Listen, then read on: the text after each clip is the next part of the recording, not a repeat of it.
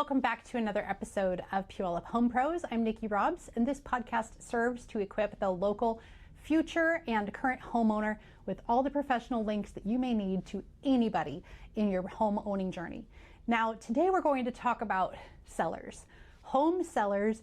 Now is the peak buying season, but no matter what time of year that you are preparing to sell and to look good for buyers, here are the basic steps that every seller needs to do.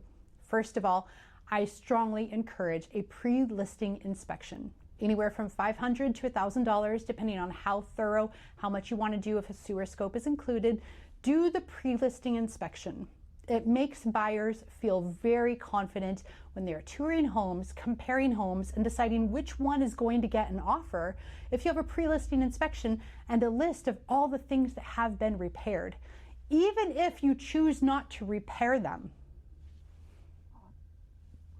That's an option that you have, but you did the inspection so that we are all clear. You know this is an issue. It's not just on the seller disclosure form. It's a known issue with the pre-listing inspection and at least one person's estimate of how severe this is. Get the pre-listing inspection.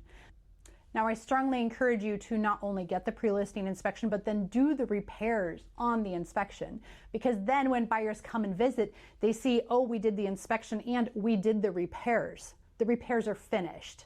Especially if these repairs are also done by a licensed and bonded professional and you have the invoice to prove that they did it. So if your pre-listing inspection says, oh, roof or organic growth or drainage or leaky faucet, here's the invoice that says, look, the plumber repaired all these things and a roofer has been up there and we did all the things and it's done. It's an amazing thing, and it gives buyers a lot of confidence that they're walking into a home with all the things are known and the seller isn't trying to pull one over on them. The seller isn't trying to hide problems. Buyers think that a lot. And so let's get ahead of that and not make it obvious or not make there have any appearance of trying to fool somebody into buying your house. Give them the pre-listing inspection. Make it available. Let's do it. Next up is declutter. And by declutter, I don't mean this clutter. This is not the declutter. I mean the things that I do to make my home personal. Like if this was my home, there'd be fewer plants. There would be, but there would be a lot of pictures. I was once a photographer, and so I have pictures all over my home that have personal meaning and connection to me. And so that's what you need to do. You need to remove all of the personality from the home. Not to make it bland, but to make it neutral. We want people to walk into your home and envision their furniture there. So if you have a bright teal couch, leave the couch. But if you have a bright teal wall hanging and maybe a velvet wall hanging painting of your family, that's a little much. And so let's take down the wall hanging, but let's leave the teal couch. What other things might be really personal that I mean declutter? I mean put away jewelry boxes. I mean make sure that your medication is locked up. Make it so neutral in your home. I told my kids, make it look like an IKEA showroom. Because when I take my kids to IKEA, they can envision themselves very quickly in the different vibes, the different atmospheres of the different showrooms within IKEA.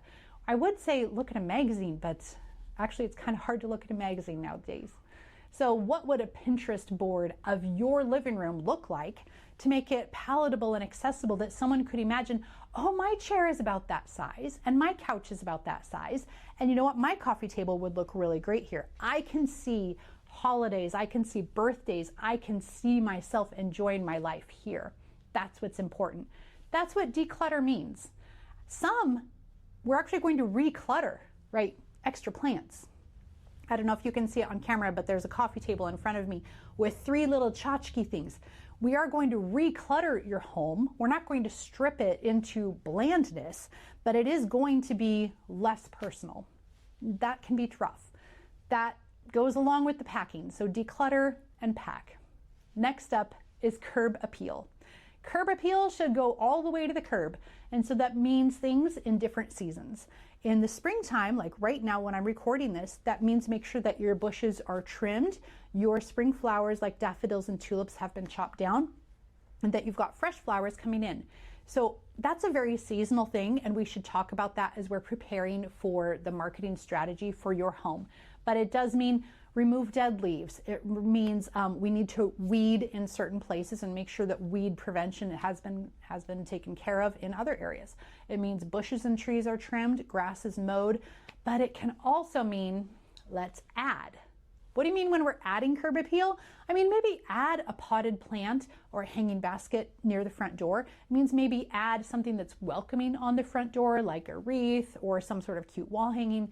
What about adding a pumpkin during the fall? What about adding some sort of a generous thing that brings people to the door, draws them in? Maybe it's a series of fake candles that just say, welcome, welcome, welcome, welcome. You want people to want to come in. This is where Pinterest has sort of replaced magazines again, and I love looking at curb appeal ideas. Curb appeal ideas for February, curb appeal ideas for snow, curb appeal ideas for summer. There's so many choices out there, lots of ways we could go, and that's something that's going to be unique to your house and to the season that we're selling in. When we're trying to sell a home in August and we've happened to have a dry summer, that means staying on top of the watering and the mowing, because buyers don't mind brown grass, but it sure helps if it's not. Last up is the pricing strategy itself. So the pricing strategy is going to highly depend on what month and what week you plan to list in. If you are planning to list in February, that is a completely different pricing strategy than if you are planning to list in late April or early May. Those are two distinctly different sets of buyers. And so we need to work on that and talk about how we're going to attract that. The buyers that come in August and the buyers that are shopping in November are more similar. The April and May buyers, completely different people. We need to talk about what is the strategy and how we're going to, not only how we're going to meet the buyer's needs, how we're going to stand out from the competition. The competition in August is not the same as the competition in May. So what could we do about that? We could be the lowest price house around by 10%. We could be the average of the nearest 5 houses. We could be the highest price home in 1 mile or on the block. There are different reasons to do that. There are strategies and reasons why we would do that. Some of that depends on the area comps. It also depends on how quickly homes are selling and what your goals are.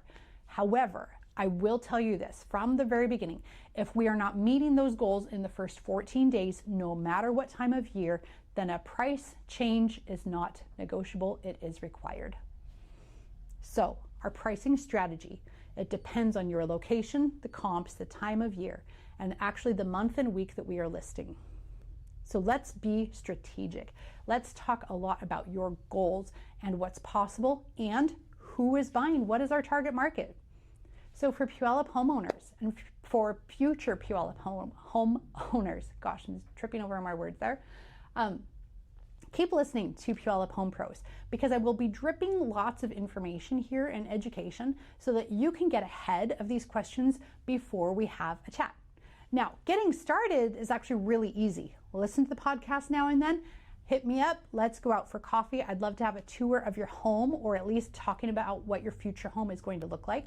For home sellers, I'm not expecting your house to be show ready when I see it. I'm really not. I'm there to give advice, I'm here to help prioritize and discuss these are the needed changes in order to get you to your goal. That's what we're going to talk about. So the messy kitchen, I can see beyond that. You've got laundry on one bed, I can see beyond that. I'm going to point out the things that I have encountered over and over again that detract from the sale. It's going to be things like too many fragrance plugins.